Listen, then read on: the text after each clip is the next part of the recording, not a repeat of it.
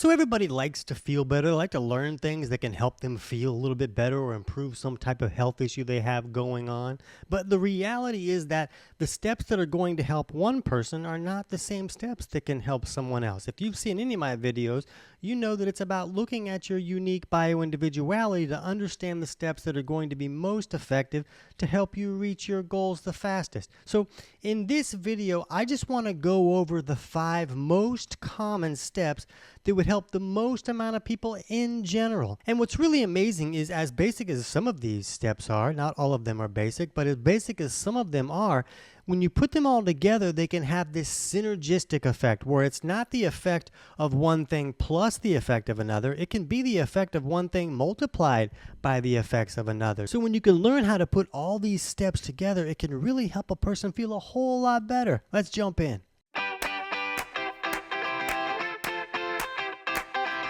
TC Hale is not a doctor and does not claim to be a doctor or licensed in any type of medical field. Don't be an idiot and use anything heard on the show as medical advice. This information should be used for educational purposes only, and you should contact your doctor for any medical advice. Now get off me. So just remember, I'm not a doctor. I'm not giving anybody medical advice. I don't know your situation. I couldn't possibly know what's going to be right for you. But for the topics that we cover today, I'll put some links to some studies in the description below this video so you can dig deeper into these topics if you want to. But when we're looking at things that can create this synergistic effect of when they all come together, it can really help a person just feel better as a human being. Some of these things can be common sense things. Even though they're not done very commonly by human beings, they should be common sense situations. So the first one that we'll jump into today is going to be to regulate blood sugar. And the problem is when we eat carbohydrates or sugars and that turns into glucose in the body has to raise insulins to process that glucose. And if someone's eating a lot of carbohydrates and sugars, it can create a really big sugar spike. And those sugar spikes are often followed by a sugar crash. And when a sugar crash happens, now the body doesn't have any glucose fuel source to operate on. There's other fuel sources that a body can use, but when someone's eating a lot of carbohydrates and sugars, it can restrict the body from accessing those other fuel sources. So eating high carb diets can really create a lot of trouble where a person is going to feel lousy for a variety of reasons just because of those sugar spikes and crashes. And the real trouble is that over time, the more we're eating these high carbohydrate meals and maybe carbs and snacks, all this kind of stuff throughout the day, we're keeping that insulin high all the time, all day long. And when insulin stays high all day, all the time, over time, our cells become less receptive to that insulin. And we become what's called insulin resistant. And now that glucose is not going to be processed correctly. And as long as that insulin is really high, not only can the high insulin create a lot of inflammation that can create a lot of symptoms, but it's also going to tell the body to store this fuel as fat. High insulin triggers the body to store more fat. So as we accumulate fat, and man, now I got to buy new pants because my pants don't fit, that excess fat can also create new symptoms and new feelings of, I just don't feel so great kind of a thing. So when we can regulate our blood sugar and keep it on a more of an even keel, then we remove those spikes, which removes those crashes, and it also allows periods of time where insulin can come down so the body can access other fuel sources like stored fat and allow us to burn stored fat for fuel. So there's a lot of ways to fix this problem. Some people will go on like a ketogenic diet or a carnivore diet or a very low carb diet, or a person can just use a low carb diet. Or they can cycle their carbohydrates in where maybe some meals they're having higher carbohydrates and some they're having lower carbohydrates, and they allow insulin to come down for that period of the day. So the right step is really going to vary from person to person depending on how their body is processing specific types of foods and how their insulin is reacting to those types of foods. You might have to learn how to look at your body chemistry to really dial in the right steps that are going to be optimal for you.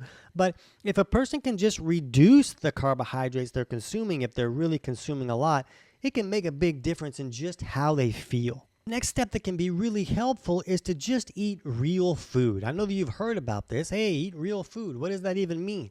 Well, when you're buying processed stuff that comes in a package, that's not really real food. It's been made in a factory. It has a lot of chemicals and ingredients that your body doesn't really recognize as food. It doesn't recognize it as nutrition. Now, you can eat this and it'll give you the energy to walk to your car and drive into work that day, so you'll feel like, oh, I'm doing just fine. I ate food. I gave my body what it needed. But the reality is, when you're not really giving the body actual nutrients that it can use from real food sources, you're giving the body a burden that it has to deal with. And it may deal with this burden okay, and you might not even know that it's having any kinds of troubles whatsoever. But over time, this can create some problems. And what's great about the human body is that it's built to really deal with some burdens. It has these backup sources to do things that can help get through a pinch. So when we put some chemicals and ingredients and other junk that really doesn't belong in the body, when we put that into the body should be able to deal with that with no problem. But over time, and the more burdens that a body might be dealing with, it becomes less and less successful with dealing with these problems. And that's why we're seeing such a huge flux of people that feel a whole lot better when they just start to eat real food. They're removing a burden from the body that the body doesn't appear to be dealing with very well. Now, some people might do really great just eating nachos all day, every single day, and they do fine just eating out of a vending machine because their body has the ability to deal with those burdens. But over time, when someone no longer has the ability to do that, when they can move to just eating real food, it can make a really huge difference. So real food is things that grew out of the ground, or it comes from an animal that was walking on the ground. It doesn't come from a vending machine. It doesn't come from a package. It comes from the produce section or the meat department or the dairy section. We want to eat things that are real food. And when we look at those different types of real food, not everybody's going to do great on all those. A lot of people do horribly on dairy whatsoever. A lot of people, when they eat meat, they feel really lousy. But when someone's looking at improving the way that they're eating, we want to eat real food sources. And that doesn't mean a person can never eat a processed food again. But when you can really reduce that and gravitate more towards real food, most people are going to start to feel a whole lot better. And what's great is when we start to eat more real food, we're going to help that first step as well, because we're going to bring in less processed carbohydrates and sugars, and we're going to spike blood sugar less often. Now, there's still some starches that are natural foods. Sweet potatoes and things like that could be considered real food and could really spike blood sugar. But when a person's eating a lot less processed food and grains and all this junk that really spikes blood sugar, when they're eating less of that, they're going to have an easier time of keeping that blood sugar on an even keel. Okay, the third step is to just reduce your body's toxic load. Remember, the body can deal with some toxins. It's made to do that. It's very good at filtering junk out of the body. That's what it was made to do. But if the body has a lot of burdens that it's dealing with, it'll have a hard time with any toxins that are coming in. And toxins can come from a variety of sources. There's a lot of chemicals in our life now that are very toxic to the body. Foods that we eat are sprayed or injected with a lot of toxins that are not great for the body. So there's a lot of sources for toxins to come in. And when the body is less good at filtering out, they're going to start creating trouble. And a lot of people are already dealing with, man, I'm loaded. I'm dealing with about as much as I can deal with. And if I just walk down the aisle of cleaning products in the grocery store, I can't even take it. I can't even stand to be in that aisle, because they can't even stand to inhale any of those chemicals because the body is so overloaded with trouble and they don't have the ability to get rid of any of that junk. So, and when somebody is really overloaded like that, it becomes very obvious that, oh, wow, they really need to take some steps. But even when someone is not to that overload level, the more and more toxins that are going in the body is adding more and more burdens to the body. Now, what's great is when we eat real food, if we can eat more organic real food, then all of a sudden we're getting at least less toxins in the body. Now, I don't feel like organic foods are always perfect. They're just not. There can be problems with organic foods as well, but at least you're taking a step to at least try a little bit more, and just by reduce at least some of the toxins that might be sprayed on commercially grown normally grown food. So when you can eat more real food and eat more organic real food, now you're taking a next step to really reduce the toxic load that the body is dealing with. Now, step number 4 can tie right into that reducing toxic load in step number 3. And step number 4 is to fix any digestive malfunctions. So if you're having any digestive symptoms at all, like burping or bloating or acid reflux or constipation or diarrhea or nausea or maybe indigestion, like food just kind of sits in your stomach like a rock for 6 hours, or even acne or skin issues, all of these are signs that digestion is not working correctly. And so when you're not digesting your food correctly, you're not breaking it down into the elemental nutrients that the body can utilize. That's what the body really needs, is those nutrients that come from breaking that food down. That means that someone has to have their stomach acid working correctly so they can acidify that food and really break it down.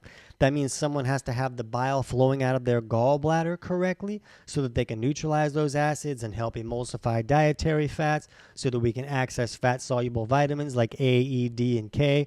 And so we need this digestive system working correctly, and any symptoms are a sign that it's not working correctly.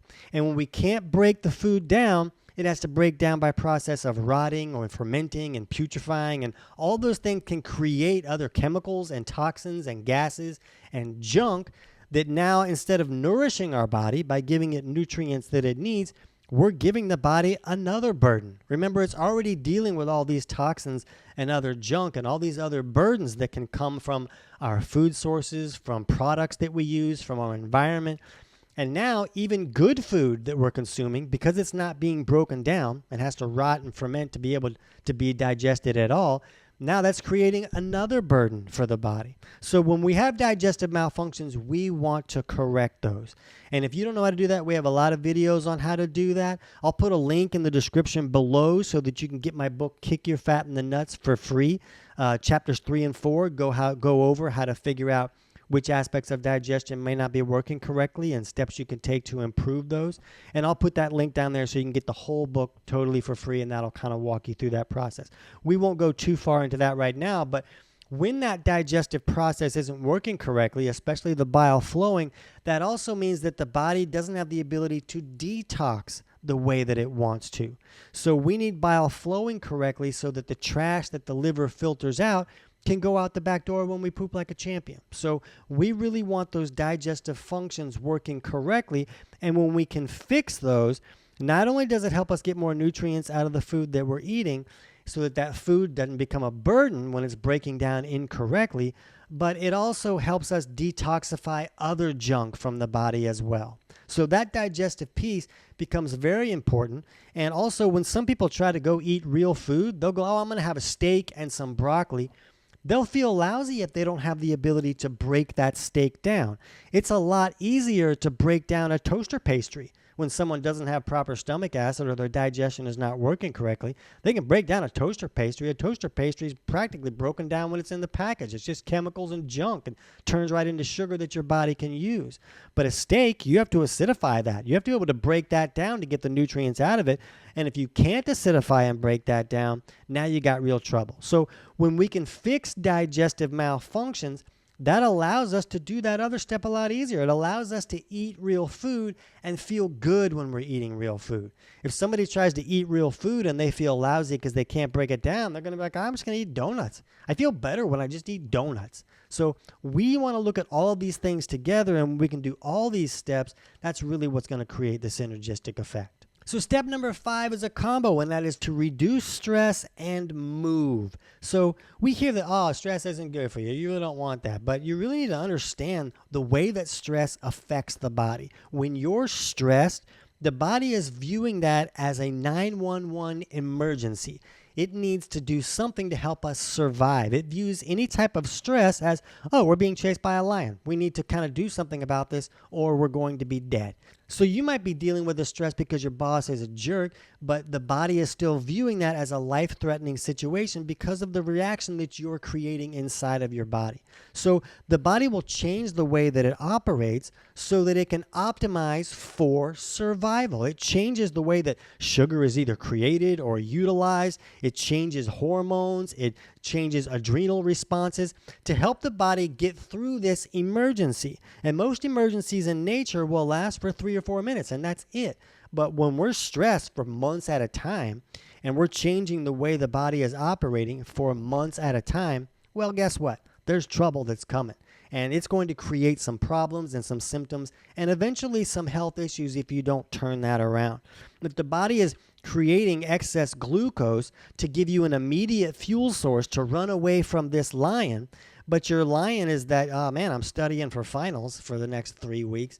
Well, that's going to keep that blood sugar higher for a lot longer than it really should be, which goes back to elevating that insulin, which can lead to that eventual insulin resistance and weight gain and all those things that can come from blood sugar going too high for too long. So when we look back at the ability to reduce stress, actually helps us with step number 1, which was just trying to keep that blood sugar on an even keel. So the stress is a really big deal, and not only do we want to reduce the stress in our life, and maybe you just have a stressful situation, but understand that you can find ways to improve that or improve your viewpoint on that. The way that you view those stresses in your life is causing reactions in your body. So if you can find a different way to look at it, it may reduce the reaction that's going on in your body. Another type of stress is a stress that's going on in the body that you might not even know about. You might be thinking, oh, I'm pretty calm right now, but your body's going to war against some infection or some invader, or your body doesn't have the resources that it needs to function correctly because you're not breaking down your food well enough to get the nutrients out of that food. So some of these other steps of eating real food, reducing that toxic load, all of a sudden fixing digestive processes. Now we're getting real nutrients out of the food. We're not bringing on all these toxins, so reducing the stress that the body is feeling with. And when we can reduce that stress, then the body can operate in a more optimal way and not function in this, oh, I'm in an emergency state that can cause problems down the road. And we hear enough about exercise. I really shouldn't have to talk about that a whole lot, but just don't let this be an overwhelming step. Make it an easy one. Just go for a walk. Just do something where you're moving.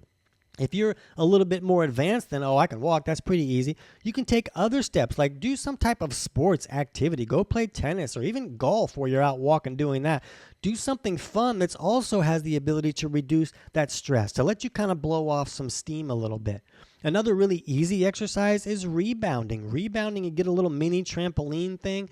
That can be very beneficial because it's very easy, but you're also moving that lymph in your body to help your body get toxins out like it should. Movement is what helps that lymph really move, and we need movement to get that junk out of the body. So just find ways to get movement in your life to make sure that you're kind of keeping the grease going. You're kind of keeping things moving to help your body function a little bit better. When your body is functioning better, you get to feel better. And especially when you can put all these things together, when you can reduce the stress and fix any digestive malfunctions, now it becomes a whole lot easier to eat more real food and feel better eating that real food. Eating real food can reduce those sugar spikes and crashes that can cause a lot of trouble and can also reduce the toxic load that's coming in. And that improved digestion can also help the body detox more so that maybe you qualify to allow a little bit more toxins in. Maybe I can have a drink tonight because my body is better at getting rid of junk than it was before. Things that you can figure out that work for you. You can find the boundaries that are going to create trouble for you, but the more things you can put in your favor, the more room you should have for more freedoms. So I hope this helps. I'll put the links so you can get that book for free in the description below if you need more help walking through some of these things, and the studies will be in the links as well. But I hope that you find a way to just start putting some of these things in motion. You don't have to put all of them in motion at once, but just start putting some of them into motion, and then when you start to feel better, the reward will be, oh, wow, I feel better. What else can I do? What other steps can I take? Because I really like to feel better. Feeling better is pretty great. So just do what you're comfortable doing. Put yourself in motion with some of these steps, and you'll eventually get there. Thanks for watching.